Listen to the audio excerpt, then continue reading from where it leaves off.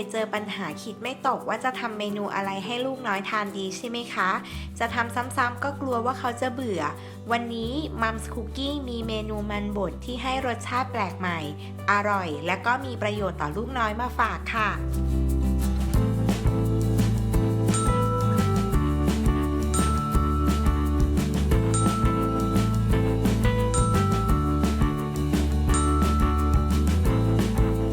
เริ่มจากละลายเนยก่อนค่ะ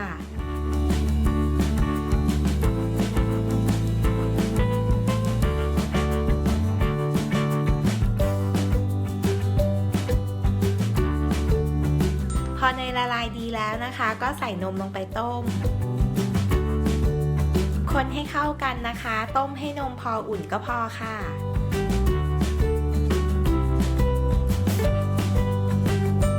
ใส่เกลือและพริกไทยลงไปเล็กน้อยค่ะ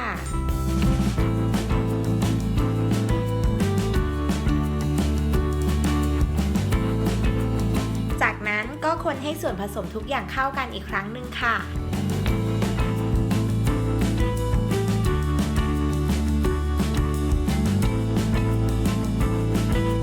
แค่นี้เมนูมันบดก็พร้อมเสิร์ฟให้เจ้าตัวน้อยแล้วล่ะค่ะติดตามเมนูอาหารเด็กทุกช่วงวัยได้ใน Mom's Cooking กด Subscribe Kids Kitchen เอาไว้แล้วก็อย่าลืมกดกระดิ่งกันด้วยนะคะ